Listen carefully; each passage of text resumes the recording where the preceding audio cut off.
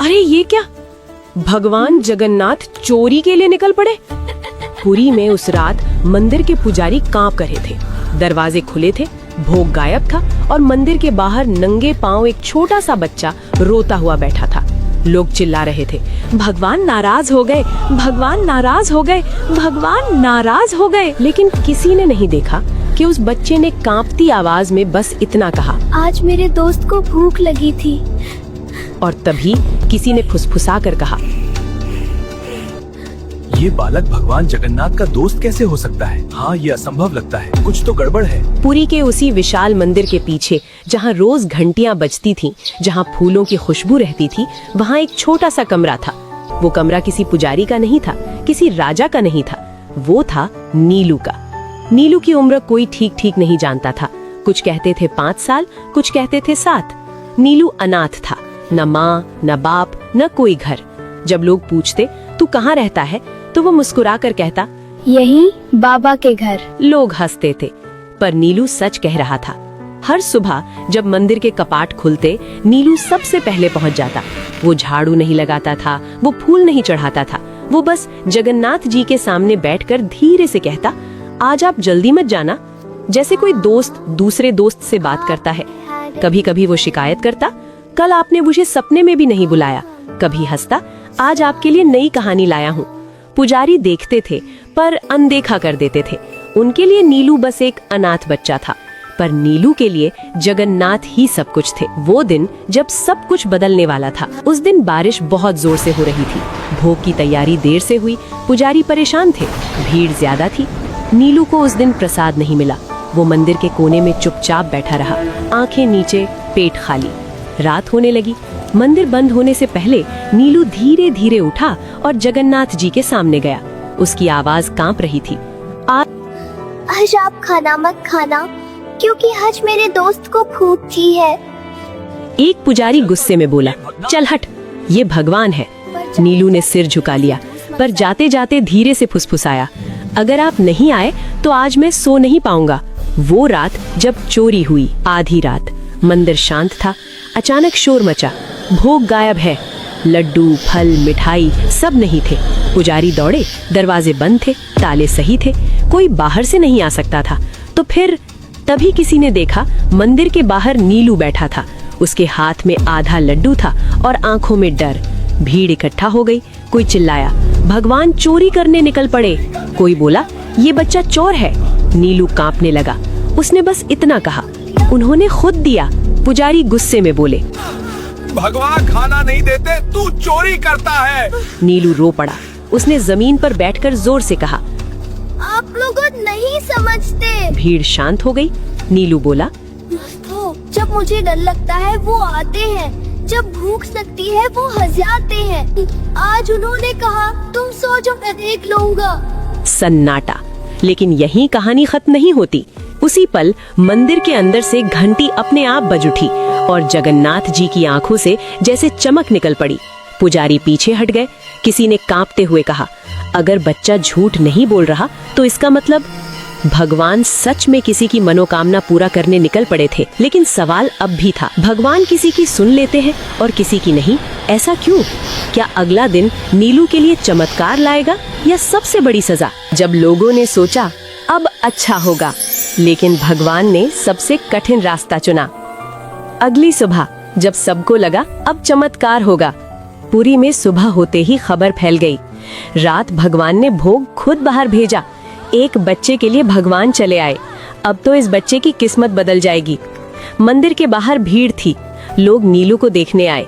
कोई सिक्का दे रहा था, कोई मिठाई, कोई सिर पर हाथ फेर रहा था। नीलू बस चुप था। वो बार बार मंदिर के दरवाजे की तरफ देख रहा था, जैसे किसी का इंतजार हो। नीलू की एक ही जिद। एक पुजारी ने पूछा, बोल बेटा क्या चाहिए? नीलू ने सिर हिलाया, कुछ नहीं। नीलू बोला, बस आज रात भी वो आएंगे ना? पुजारी चुप हो गया, क्योंकि वो नहीं जानता था कि भगवान हर रात किसी के लिए आते हैं या नहीं। पहला झटका जब सब उल्टा हो गया। दोपहर होते होते मंदिर समिति की बैठक हुई। कुछ बुजुर्ग पुजारी बोले, ये बच्चा गलत परंपरा बना रहा है। लोग भगवान से दोस्ती समझने लगेंगे। भक्ति डर से नहीं, नियम से चलती है। और फिर फैसला हुआ, नीलू को मंदिर से निकाल दिया जाएगा। शाम होते ही एक पुजारी नीलू के पास आया। अब तुम यहाँ नहीं रह सकते। नीलू ने धीरे से पूछा, तो वो मुझे कहाँ मिलेंगे? पुजारी ने जवाब नहीं दिया। वो पल जब सबको लगा अब अच्छा होगा।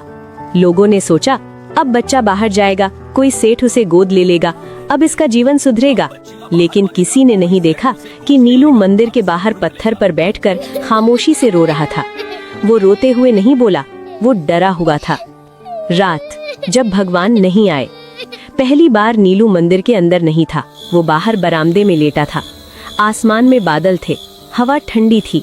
नीलू ने आंखें बंद की और धीरे से कहा, आज आप आओगे ना? कोई जवाब नहीं, घंटियां नहीं बजी, कोई आहट नहीं। नीलू ने फिर कहा, अगर मैंने कुछ गलत कहा हो तो माफ कर देना। लेकिन उस रात भगवान नहीं आए। दूसरा झटका, जब लोग डर गए। अगली सुबह मंदिर में कुछ अजीब हुआ। भोग बना लेकिन स्वाद कड़वा था। पुजारी हैरान। फिर दूसरे दिन फूल मुरझा गए।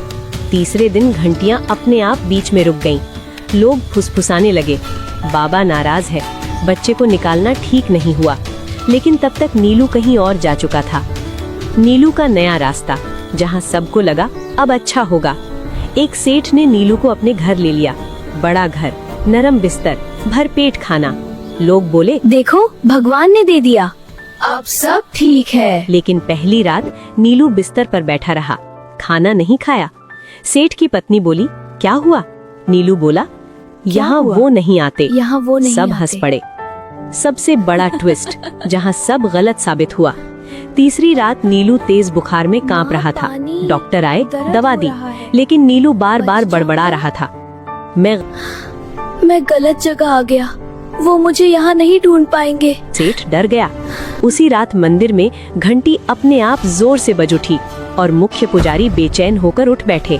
उन्हें सपना आया। जगन्नाथ जी बोले, जिसे तुमने बाहर किया वो मेरा है। सुबह होते ही सेठ नीलू को लेकर मंदिर भागा। लेकिन सवाल ये था, क्या नीलू जीवित रहेगा? क्या भगवान वापस आएंगे? या अब बहुत देर हो चुकी है? और सबसे बड़ा सवाल, क्या हर बार भगवान जल्दी सुनते हैं तो वो अच्छा ही होता है? जब भगवान समय पर नहीं आए और सबने मान लिया कि अब बहुत देर हो चुकी है, वो सुबह जो किसी की जिंदगी बदल देती है। सुबह का सूरज निकला, लेकिन पुरी की हवा में वो शांति नहीं थी। मंदिर के बाहर लोग चुप थे, कोई घंटी नहीं, कोई मंत्र नहीं। सेठ की गाड़ी मंदिर के सामने रुकी। नीलू अंदर था, कमजोर, तपता हुआ, आंखें अध खुली। मुख्य पुजारी आगे बढ़े। जल्दी करो, डॉक्टर फुसफुसाए, बच्चे की हालत बिगड़ रही है। नीलू ने अचानक आंखें खोली। उसकी आवाज बहुत धीमी थी, आज वो आएंगे? किसी के पास जवाब नहीं था।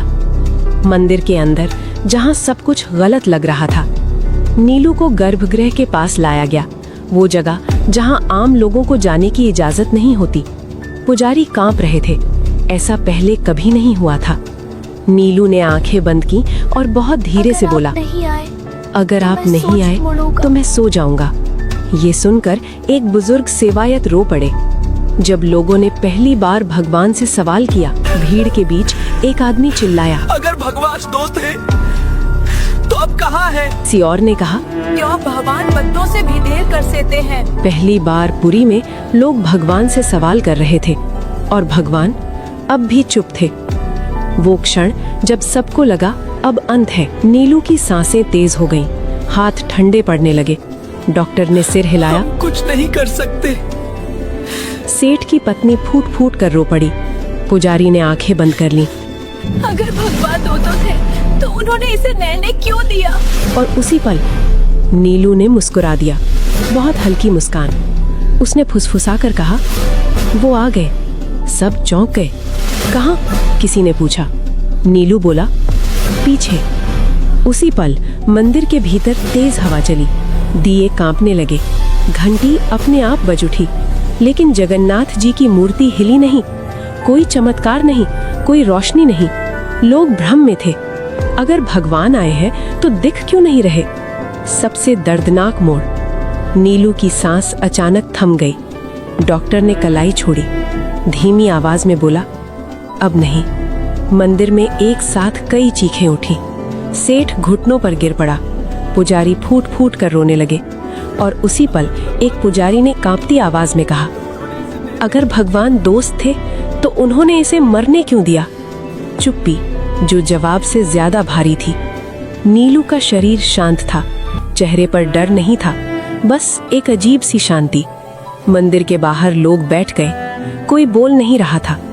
पुरी ने पहली बार भगवान की चुप्पी को इतना भारी महसूस किया। सवाल जो अब सबके थे, क्या भगवान देर कर गए? क्या दोस्ती भी नियमों से हार गई? क्या भगवान सिर्फ देने आते हैं या कभी लेने भी? और सबसे डरावना सवाल, अगर भगवान ना आए तो विश्वास का क्या? रात होते ही मुख्य पुजारी को एक और सपना आया, लेकिन इस बार भगवान मुस्कुरा नहीं रहे थे। उन्होंने बस इतना कहा, तुम सब ने सोचा मैं देर कर गया, लेकिन तुम नहीं जानते मैं उसे लेने नहीं छोड़ने आया था। मैं उसे लेने नहीं छोड़ने आया था। वही रात जब सपना सिर्फ सपना नहीं था।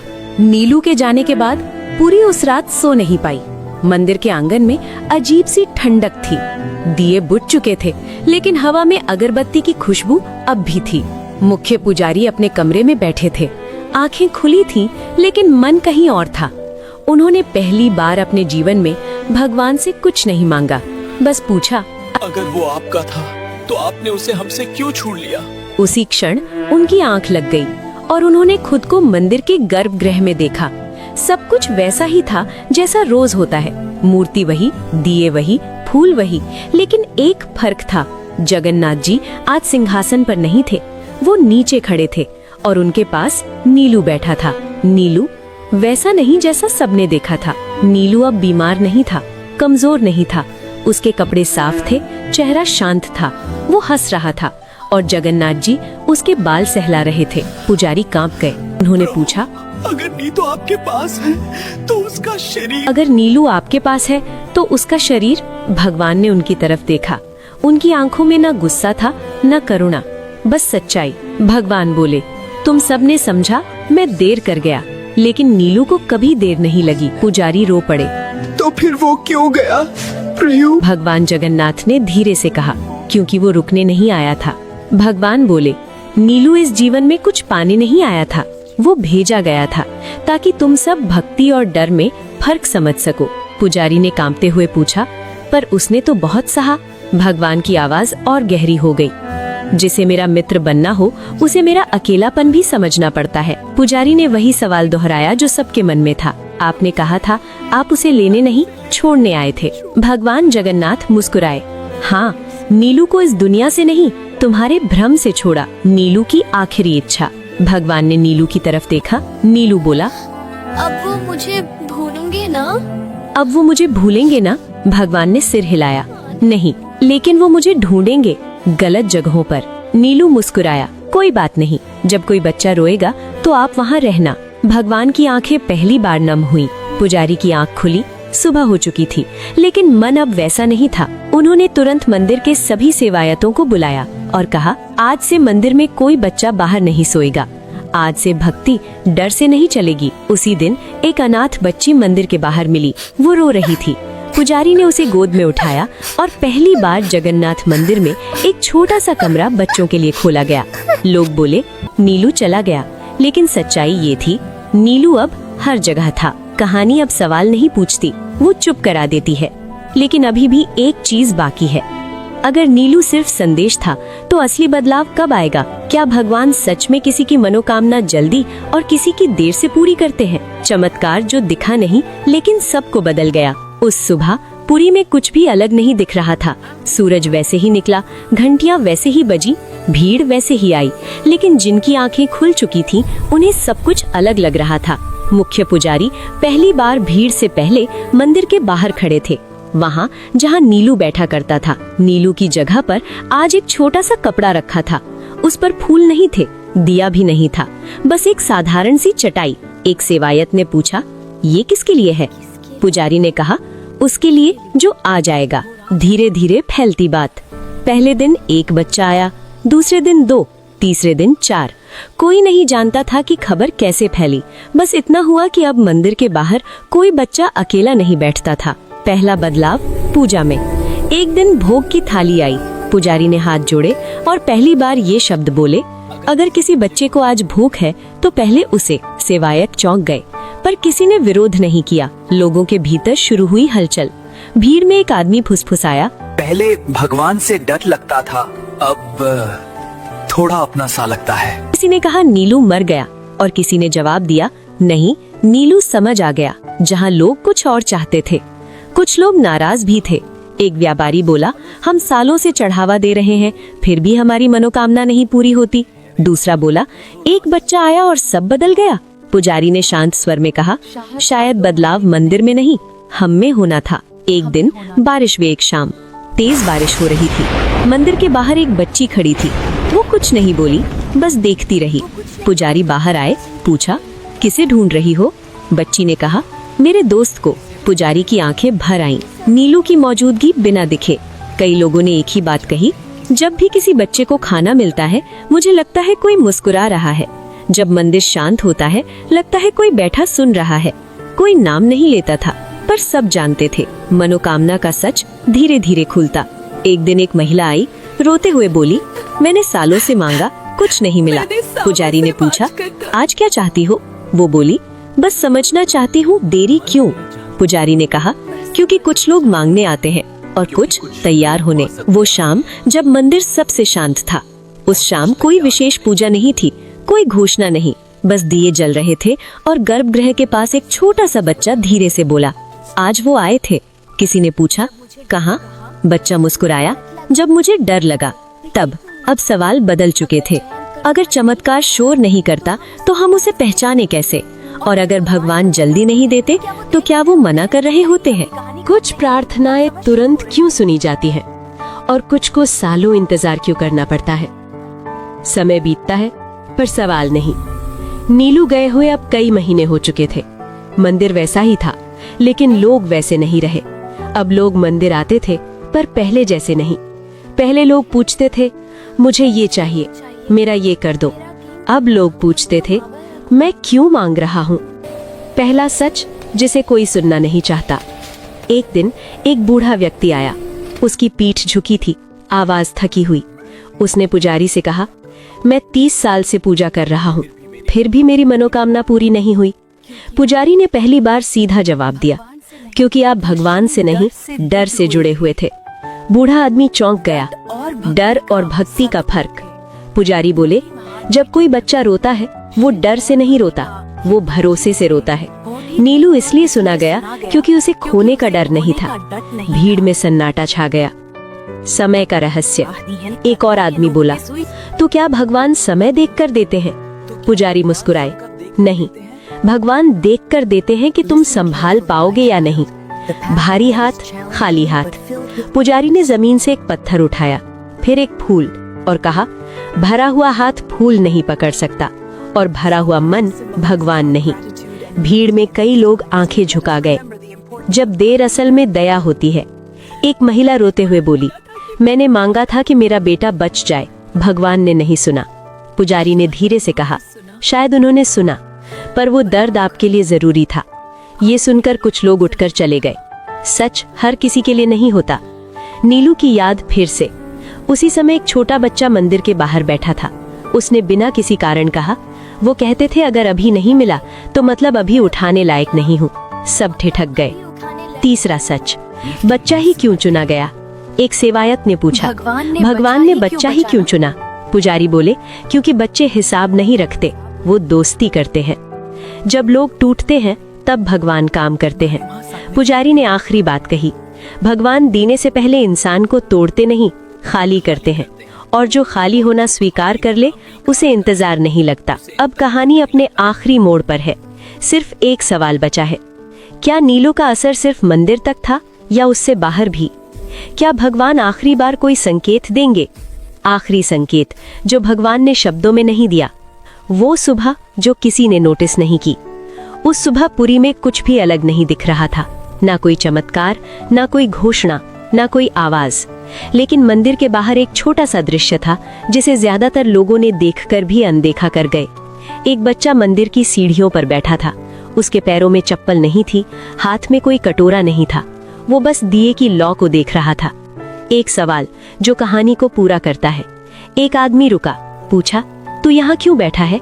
बच्चे ने ऊपर देखा और वही जवाब दिया जो कभी नीलू देता था, अपने दोस्त का इंतजार कर रहा हूँ। आदमी ठिठक गया। बिना दिखे हुआ चमत्कार। उसी पल हवा हल्की सी चली, दिए की लौ सीधी खड़ी हो गई। घंटी नहीं बजी, मूर्ति नहीं हिली, लेकिन जो वहां खड़े थे उन्हें ऐसा लगा कोई सुन रहा है। नीलू की कहानी अब किसी एक की नहीं। धीरे धीरे मंदिर के बाहर और बच्चे आने लगे। कोई रो नहीं रहा था, कोई मांग नहीं कर रहा था, बस बैठे थे। और मंदिर पहली बार इतना शांत था। आखिरी समझ जो देर से आती है। मुख्य पुजारी सीढ़ियों पर बैठ गए और बोले, हम भगवान को अपने समय में बांधना चाहते थे, पर भगवान इंसान को समय के लायक बनाते हैं। सबसे भारी पंक्ति। पुजारी ने आंखें बंद की और बहुत धीरे से कहा, नीलू को भगवान ने नहीं छोड़ा, भगवान ने हमें छोड़ा था, हमारी शर्तों के साथ। जहां कहानी आपसे जुड़ती है। शाम को एक माँ अपने बच्चे का हाथ पकड़कर मंदिर से बाहर निकली। बच्चे ने पूछा, माँ भगवान कहाँ रहते हैं? माँ रुकी, फिर बोली, जहाँ डर नहीं होता। बच्चा मुस्कुराया। अंतिम शब्द। लोग कहते हैं भगवान कुछ लोगों की प्रार्थना तुरंत सुन लेते हैं और कुछ को इंतजार करवाते हैं, लेकिन सच ये है भगवान कभी देर नहीं करते। वो बस तय करते हैं कि कौन मांग रहा है और कौन भरोसा कर रहा है। अंतिम पंक्ति। After silence. अगर आज भगवान चुप है तो समझ लेना वो काम कर रहे हैं, और शायद तुम्हारे भीतर